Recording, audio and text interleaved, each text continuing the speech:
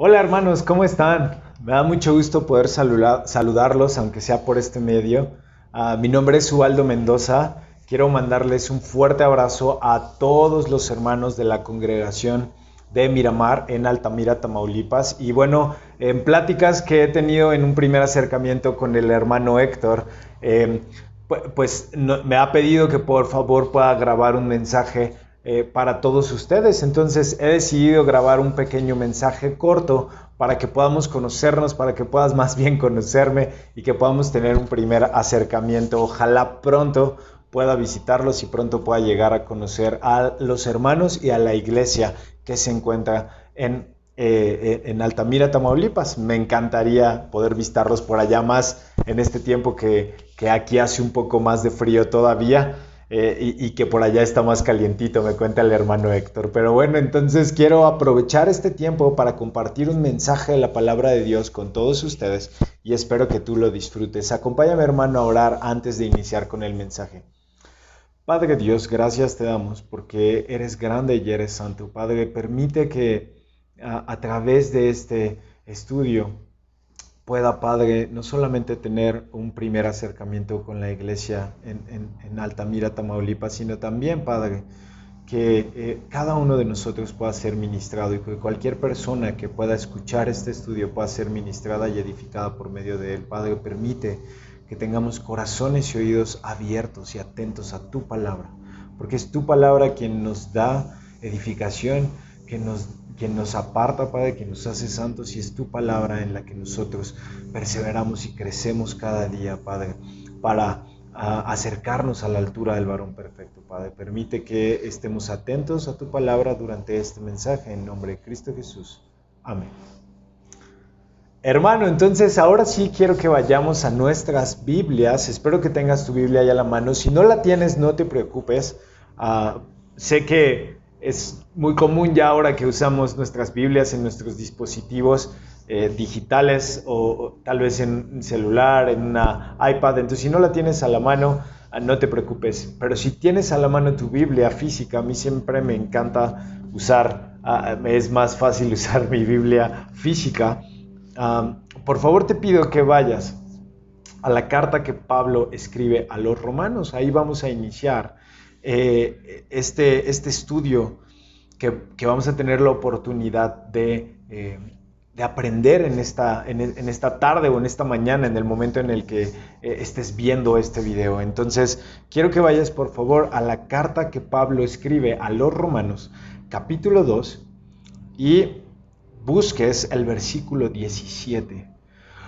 Recuerda que cuando estamos en el Nuevo Testamento estamos viendo toda la compilación de cartas que los apóstoles escribieron a las iglesias o a las congregaciones que fueron dejando al paso de los viajes misioneros que ellos realizaron. Entonces, tenemos que entender que estas cartas en su generalidad están usadas o son mandadas a las diferentes congregaciones en Roma, en Tesalónica, en Corinto, en Éfeso, para poder atender a ciertas situaciones específicas que estaban pasando en esas congregaciones, tal vez peleas, tal vez riñas, tal vez algún desacuerdo con un hermano, tal vez una doctrina diferente que estaba entrando en la iglesia, tal vez algún maestro que estaba creando división en la iglesia. Entonces, este es el contexto general o el panorama general en el que las cartas del Nuevo Testamento son escritas. Ahora, la carta a los romanos no es la excepción. Pablo escribe una carta a la iglesia en Roma para poder seguir instruyendo a los congregantes que había dejado en la ciudad de Roma. Ahora, la carta a los romanos es una carta bastante amplia, bastante extensa. Es una carta en la que nosotros podemos encontrar muchísimos temas. Es una carta en la que nosotros vamos a encontrar mucha instrucción de Pablo a la iglesia para los primeros congregantes. Pero recuerda, siempre el panorama general en el que nosotros leemos estas cartas novotestamentarias es la instrucción de la conducta del pueblo cristiano durante este tiempo difícil, en donde hay persecución, en donde los apóstoles tenían que seguir haciendo sus viajes y no estaban todo el tiempo con las congregaciones. Y bueno, a veces ese tiempo en donde no estaban los apóstoles, pues era usado por pensadores griegos o por otras personas para poder meter filosofías o para poder enseñar otras cosas que no eran dentro de la doctrina de Cristo. Entonces, Pablo aborda muchos de estos temas en el Nuevo Testamento a través de estas cartas. Hoy quiero hablar de un tema en especial que no tiene tanto que ver con la controversia dentro de la iglesia, aunque proviene de ahí. Ahorita te voy a explicar un poco esto, pero tampoco tiene que ver con la controversia de otras doctrinas, otros pensamientos que llegan a la congregación o que llegan a la iglesia tratando de infectar la sana doctrina. No, más bien la conducta que estaba viviéndose dentro de la congregación, dentro de la iglesia en Roma y en otras iglesias que nosotros podemos ver en el Nuevo Testamento, tiene como principio o es de donde inicia este pensamiento que Pablo va a ponernos aquí en estos versículos. Entonces estamos en la carta a los Romanos, capítulo 2, versículo 17. Y tenemos que entender que estas primeras congregaciones en su mayoría eran formadas por tres tipos de personas. Primero, tenemos a los judíos, que eran completamente parte del pueblo judío, así como los apóstoles, que eran personas que incluso eran capaces de comprobar su genealogía judía. Recuerda que cuando ellos regresan del cautiverio babilónico, en el Antiguo Testamento nosotros podemos ver en libros como Esdras, como Nehemías, que a ellos se les pide comprobar su genealogía para poder regresar como parte del pueblo judío que se ha mantenido apartado ya de los ídolos o de la adoración pagana. Entonces a ellos se les pide este requisito para poder regresar. Y lo que nosotros vemos cuando inicia la predicación, el ministerio de Jesús, la predicación de los apóstoles, es que muchas de estas personas en Jerusalén, en Judea y en Samaria y en muchos otros pueblos, en toda la región del Mediterráneo, empiezan a ser transformadas por medio del Espíritu y la predicación de los apóstoles, por medio de los milagros. Ellos empiezan a creer en el poder de la cruz, de la predicación de los apóstoles, y ellos empiezan a seguir el camino de los apóstoles, empiezan a ser discípulos. Es más usado el término discípulo en el Nuevo Testamento que otro término. Cristiano lo podemos encontrar 3 veces, pero es más usado el término discípulo. Los del camino también lo podemos encontrar, refiriéndose al grupo de personas que ha aceptado la doctrina del Hijo de Dios, la doctrina de Cristo, y que se ha convertido en un seguidor de estos apóstoles y de estos personajes que vamos a ver en el Nuevo Testamento como iniciadores de la iglesia desde Hechos capítulo 2:38. Entonces, el tipo de personas que se encuentran en esta iglesia y en la mayoría de las iglesias son judíos gentiles. ¿A qué me refiero con judíos gentiles? Me refiero a estos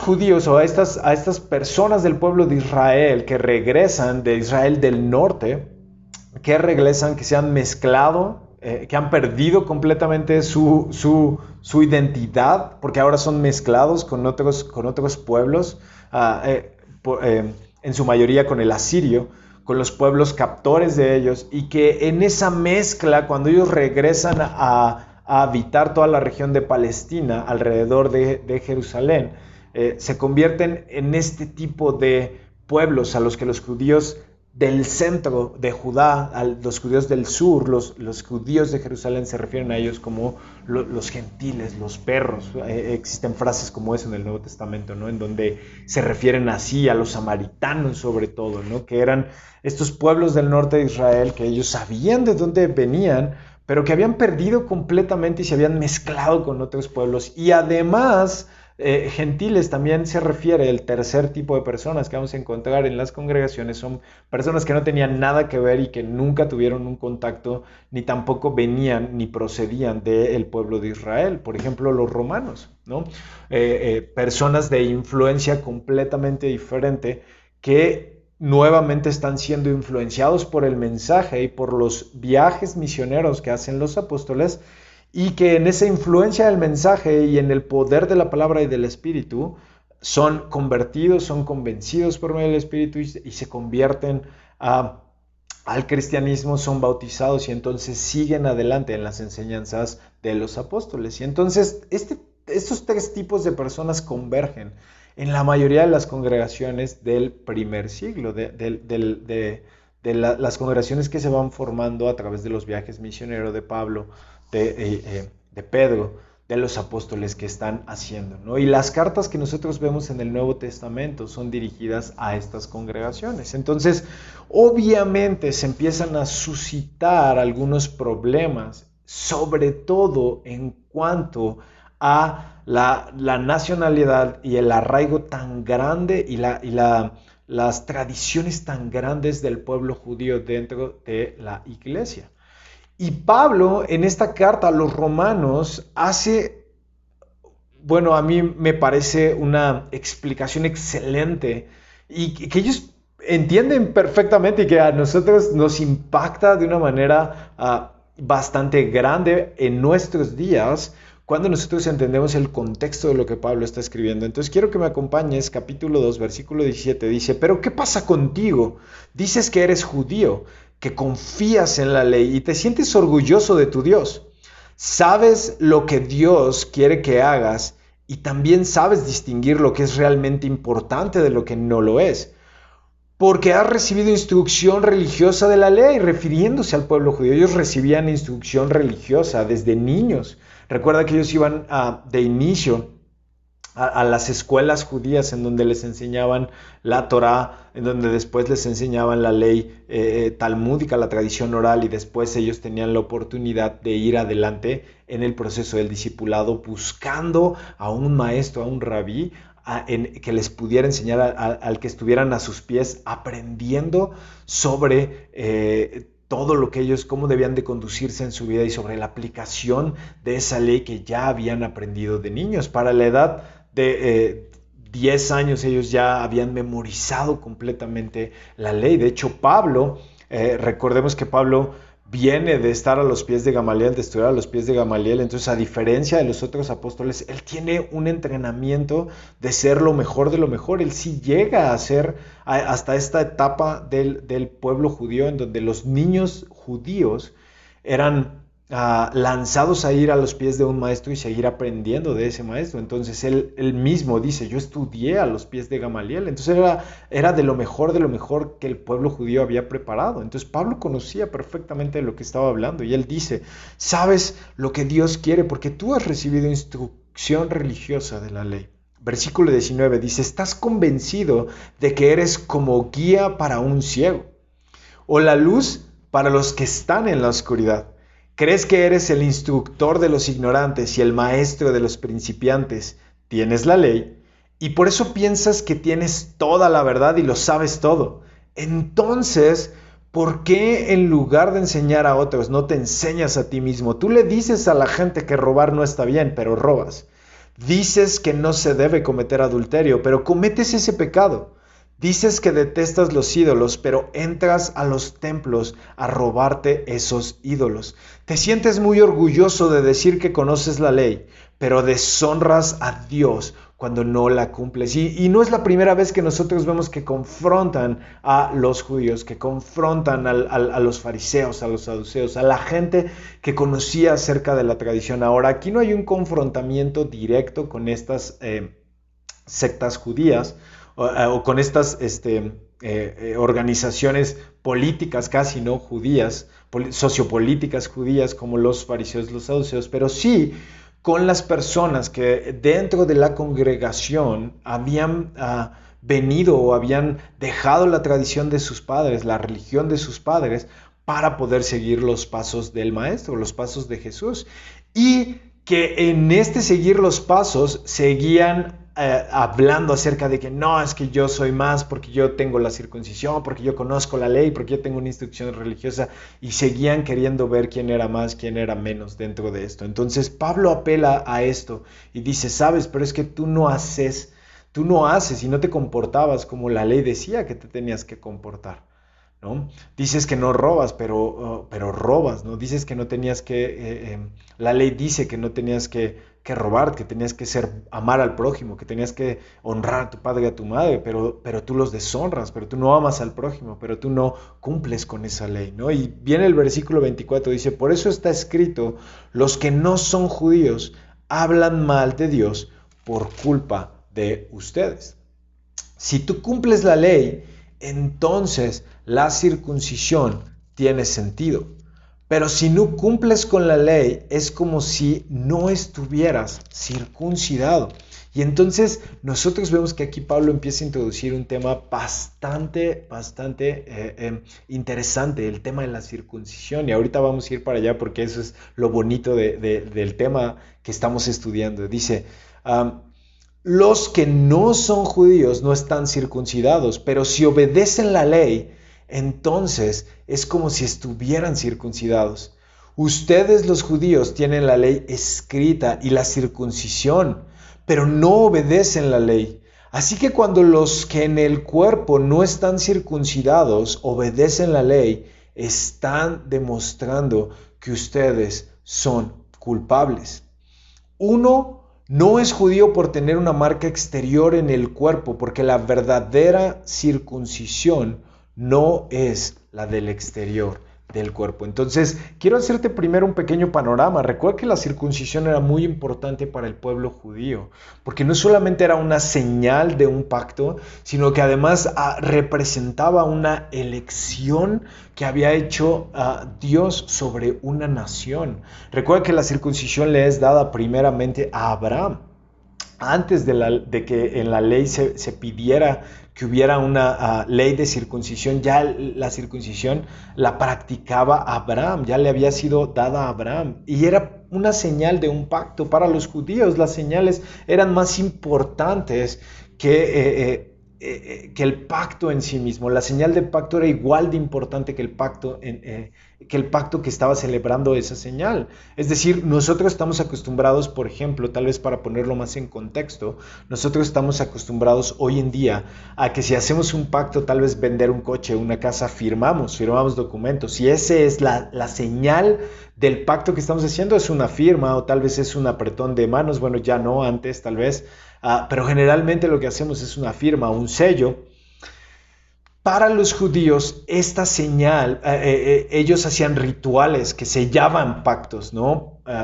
Tengo en mente este ritual en el que los judíos separaban un pedazo de animal, separaban, por ejemplo, el cuerpo de una paloma de su cabeza o separaban por la mitad a un cabrito o a un becerro y pasaban en medio de los cuerpos, y lo que significaba esa señal era literalmente que Dios haga lo mismo conmigo. Si no cumplo con el pacto que estoy diciendo, con lo que me estoy comprometiendo. Entonces, esa señal era tan importante como el pacto en sí mismo. Y cuando Dios establece un pacto con Abraham, Dios establece un pacto con el pueblo de Israel, les da la circuncisión como señal de ese pacto. Él dice que a todos los varones se les circuncidará cuando son, después de haber nacido, al 8º día, para que ellos pertenezcan al pueblo de Israel, pertenezcan al pacto de que ellos serán su pueblo y Él será su Dios. ¿Recuerdas esto en el Antiguo Testamento? Entonces esto es muy importante. Ahora, ¿qué significaba esta circuncisión? Literalmente, circuncidar era quitar lo malo, hacer aparte lo impuro, ¿no? Quitar lo extra de la carne.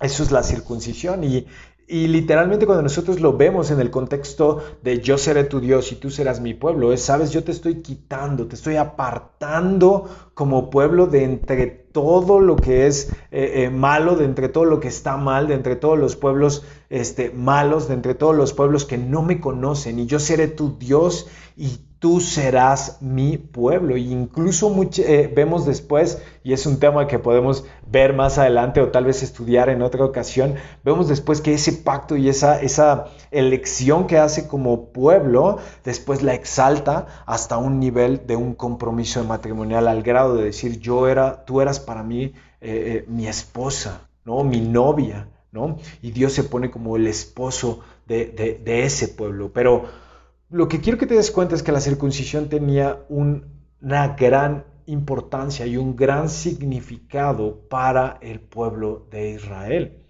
Sin embargo, Pablo a los judíos les dice en esta carta, dice, ustedes judíos tienen la ley escrita y la circuncisión, pero no obedecen la ley escrita. Entonces, no estás obedeciendo ese pacto.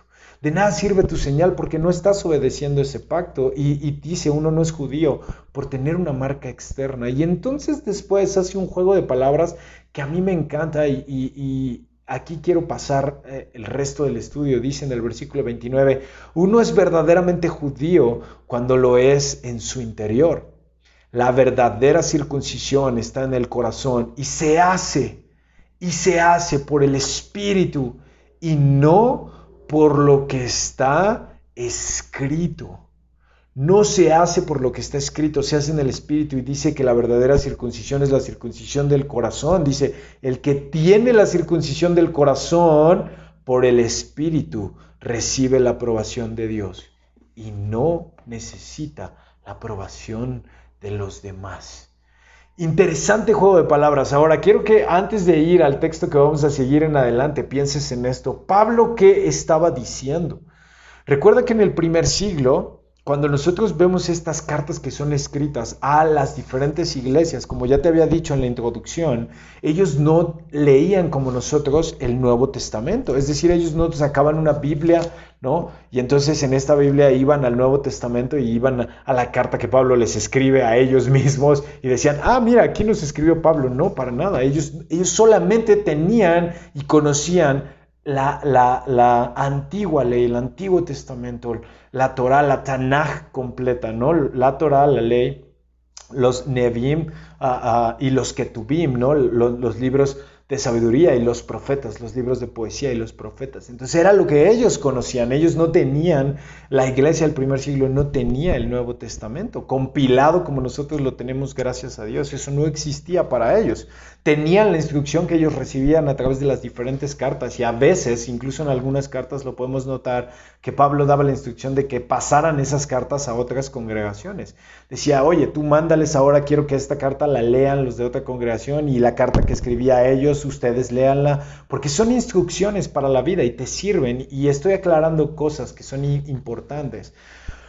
Pero en este momento piensa en esta carta sin que ellos tuvieran otra cosa más que el Antiguo Testamento. Piensa qué fue lo que vino a la mente de los lectores de esta carta. Cuando Pablo dice, porque la verdadera circuncisión es la circuncisión del corazón, lo que Pablo está haciendo es citar un versículo del Antiguo Testamento, que él sabía de memoria, porque como te decía, recuerda que él era uno estudioso entre los estudiosos. Él había estudiado a los pies de Gamaliel, él era de lo mejor de los jóvenes judíos preparados en la enseñanza judía acerca de la ley, de la tradición oral, de los profetas, y después tuvo la oportunidad de estar a los pies del maestro Gamaliel. Entonces quiero llevarte ahí, si no puedes ir tan rápido, no te preocupes, yo lo voy a buscar. El texto que está citando Pablo está en Deuteronomio capítulo 30. Pablo está citando directamente del Antiguo Testamento la circuncisión del corazón. Deuteronomio capítulo 30 dice el versículo 6. Te voy a leer desde el versículo 1 para que entiendas el contexto. Dice, todo lo que te he dicho te va a suceder. Disfrutarás de las bendiciones y de las maldiciones. El Señor tu Dios te arrojará bien lejos a otras naciones. Estando allí lo pensarás 2 veces. Si vuelves al Señor tu Dios y lo obedeces, tú y tus hijos de todo corazón y con toda el alma, de acuerdo a todo lo que yo te mando hoy, obedeces todo eso, entonces el Señor te rescatará de entre esas naciones a las que te envié. Antes acababa de decirlo en el versículo. Dice, yo seré bueno contigo y te reuniré de nuevo de entre todas las naciones. El día en el que el Señor te había arrojado acabará. Aún si hubieras sido obligado a ir hasta el final de la tierra, el Señor tu Dios te reunirá desde allá y te traerá de vuelta. Dice el versículo 5, el Señor tu Dios te traerá a la tierra que poseían tus antepasados y te hará más próspero y numeroso. Y fíjate el versículo 6. El Señor tu Dios te hará la circuncisión a ti y a tu descendencia, pero esta vez no te la hará en la carne, sino será en el corazón, para que ames al Señor tu Dios con todo tu corazón y con toda tu alma, y así tengas vida. Varias veces en el Antiguo Testamento nosotros podemos leer que cuando les entrega la ley, Dios a los israelitas les dice, y si sigues este mandamiento, entonces el mandamiento te dará vida.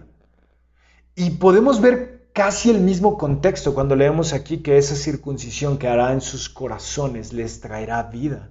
Que la manera de vivir y la manera en la que ellos pueden tener una vida y vida en abundancia es por medio de la circuncisión que hará en sus corazones. Ahora, esta circuncisión tiene un significado muy importante en el Nuevo Testamento. Sigue conmigo y no te pierdas, porque aún no sabemos qué es la circuncisión del corazón. Sabemos que Pablo citó este mismo versículo y dice, ¿sabes? Yo te estoy diciendo a ti, a través de esta carta que escribo, que la verdadera circuncisión no es la física, sino la que se hace en el corazón. Y cuando tienes esa verdadera circuncisión, entonces el Espíritu te vivifica, el Espíritu te da vida y además eres aprobado delante de Dios por medio del Espíritu. Eso es lo que Pablo dice en Romanos. Ahora, Pablo, yo te acabo de decir que está citando un texto de Deuteronomio, un texto de una promesa que Dios hace a su pueblo, que les dice, yo voy a hacer circuncisión a ti en tu corazón si te arrepientes de lo que has hecho mientras estés alejado en otras naciones, profetizando el cautiverio babilónico, profetizando que el pueblo del norte iba a ser completamente llevado y mezclado con Asiria, ¿no? Y con los pueblos que lo conquistan. Pero la Biblia es tan perfecta, hermano, que se explica así misma y no necesitamos nosotros meter de nuestras ideas y tratar de explicar las cosas que la misma Biblia explica. Fíjate que Deuteronomio 30 está citando y está explicado qué es la circuncisión del corazón. Está explicado antes en Deuteronomio 10, capítulo 10, versículo 16. Y fíjate, quiero leerlo para ti desde el versículo 14. Dice, mira, al Señor tu Dios pertenecen los cielos, incluso los cielos más altos y la tierra y todo lo que hay en ella. Aún así, el Señor sintió amor por tus antepasados. Tú eres descendiente de ellos y tanto te amó que te eligió a ti en lugar de elegir a cualquier otra nación, tal como puede verse hoy. Y fíjate lo que dice después el versículo 16. Circunciden hoy su corazón, quitándose sus actitudes paganas y dejando de ser tercos.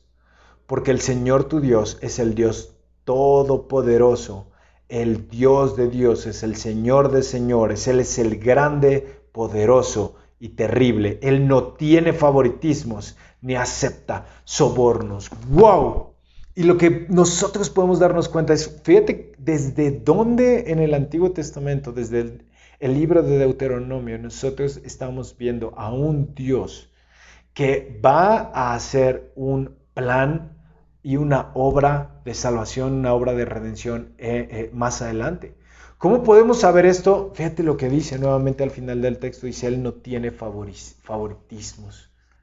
¿Cómo no tiene favoritismo si acaba de elegir? O sea, aquí estamos leyendo después de que Él ha elegido una nación, después de que Él ha hecho un pacto con un solo hombre. De entre todos los hombres que pudo escoger, eligió a un solo hombre. Y en Él cumple la promesa de que lo hará próspero y será prosperada la tierra y se multiplicará y hará una gran nación de la descendencia de ese hombre. Pareciera que tiene un favoritismo, pero en Deuteronomio 10:16 nosotros leemos que Dios no tiene favoritismos, revelando parte del plan que vendría más adelante en Cristo Jesús para todas las naciones. Ahora, sígueme cuidado con esto. Estamos hablando de la circuncisión del corazón. ¿Qué es la circuncisión del corazón? Lo acabamos de leer. Dice en modo imperativo, circunciden, casi como si fuera un mandamiento, casi como si fuera hazlo. ¿Cómo lo vas a hacer? Quitándote tus actitudes paganas y dejando de ser tercos. Hermano, ¿cómo nos impacta esto hoy en día? Cuando Pablo escribe la carta a los romanos, Pablo se da cuenta de que hay personas que apelan a su tradición judía y a su conocimiento de la ley para no comportarse de acuerdo al llamamiento que ellos han recibido. Pero Pablo no solamente está escribiendo a los judíos, Pablo está escribiendo en una carta a los romanos.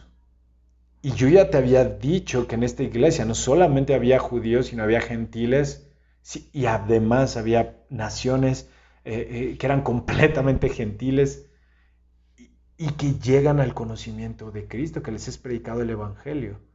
Y todos nosotros, desde ellos en ese momento hasta nosotros en este día, podemos experimentar la circuncisión del corazón si nos quitamos nuestras actitudes paganas y dejamos de ser tercos. ¿Qué es una actitud pagana? Una actitud pagana, y recuerda, y quiero traer esto a tu memoria, el pueblo pagano es un pueblo que no conoce a Dios. Las actitudes de que no conocen a Dios. Eso es una actitud pagana, actuar como una persona que no conoce a Dios. Y Dios es amor, entonces actuar sin amor. Dios es servicio, actuar sin servicio. Dios es misericordia, actuar sin misericordia. Dios es justo, actuar sin justicia. Actúo como una persona que desconoce de Dios, que no sabe quién es Dios. Soy como un pagano. Y mi corazón no tiene la verdadera circuncisión, dice Pablo en la carta a los romanos. No lo digo yo, lo dice Pablo.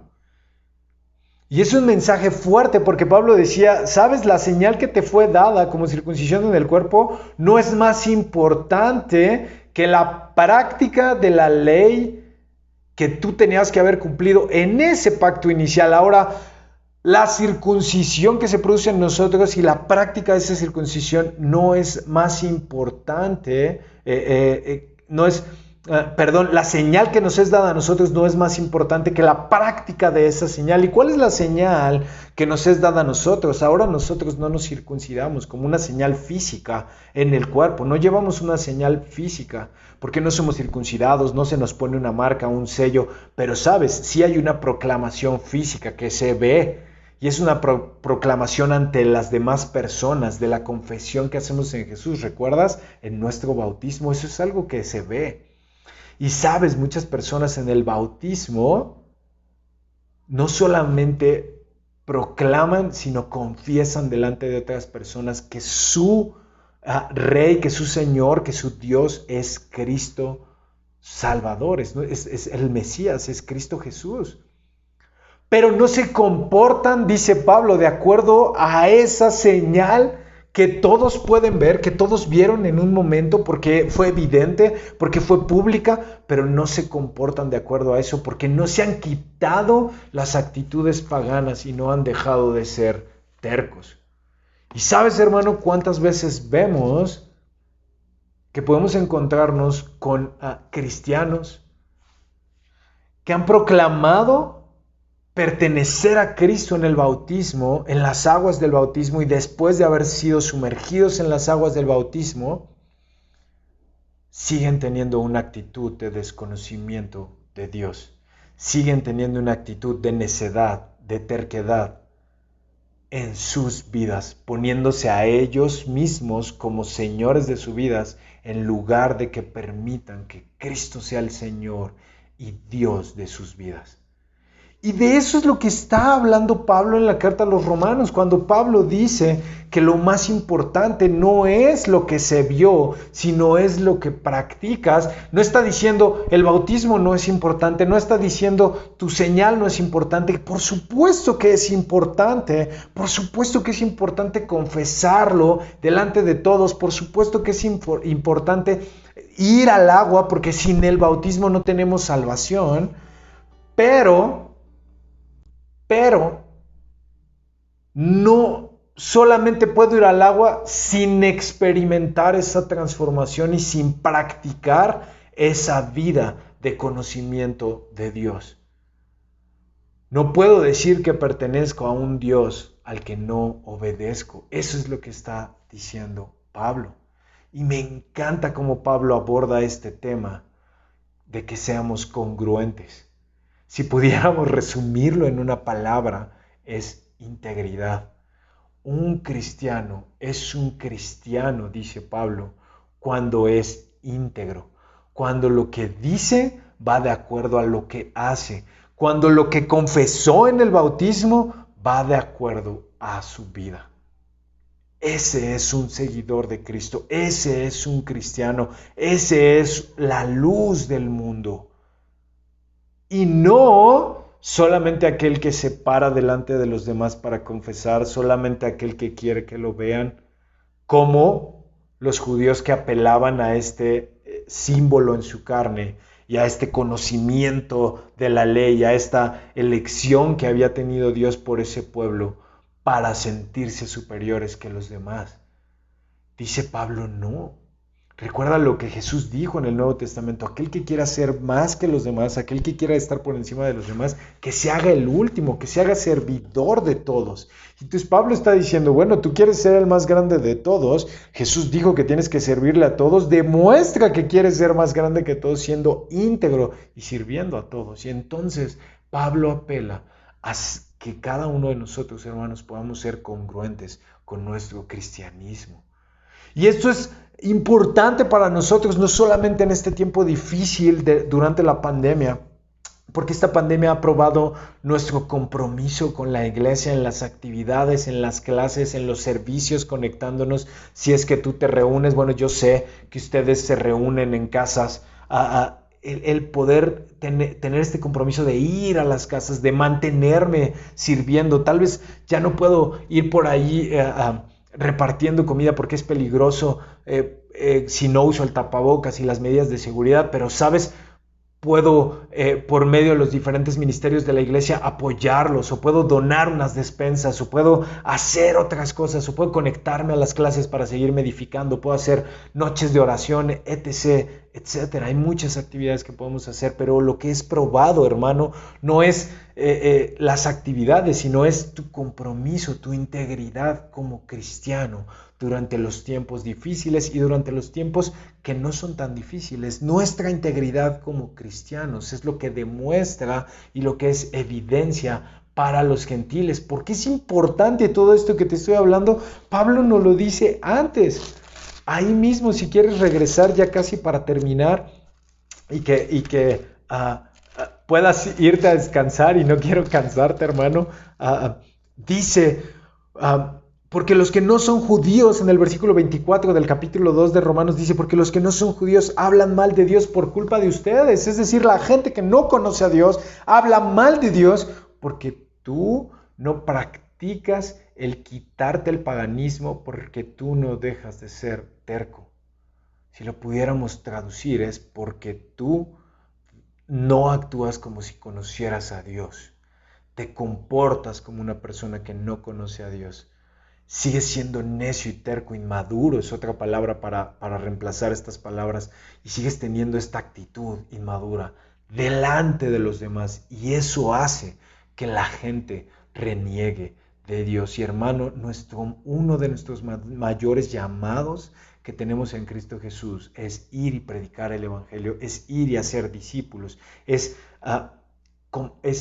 predicarle a las naciones acerca del Evangelio de Cristo, es traerlos a la vida cristiana. Pero ¿cómo ellos van a voltear a ver a Dios si cuando ven a Dios en nosotros ven un desconocimiento de Dios y una necedad de no practicar a Dios en lugar de ver el amor que Cristo tuvo por cada uno de nosotros? Hermano, Pablo nos está exhortando a que seamos congruentes en cada aspecto de nuestra vida. Quiero que tú sepas que Pablo, a través del Antiguo Testamento, en esta carta que escribe a la iglesia en Roma, estaba apelando a la actitud del corazón que tenemos en nuestra vida cristiana, en el llamamiento que ahora tenemos en Cristo Jesús. Tú y yo hemos recibido un llamamiento. todos los que vean este video, que es la iglesia, que saludo con gran afecto y todas las personas que trabajamos al servicio de la iglesia de Dios, hemos recibido un llamamiento. Pero ese llamamiento solamente puede ser evidenciado a través de nuestra congruencia, a través de nuestra congruencia práctica de nuestras vidas.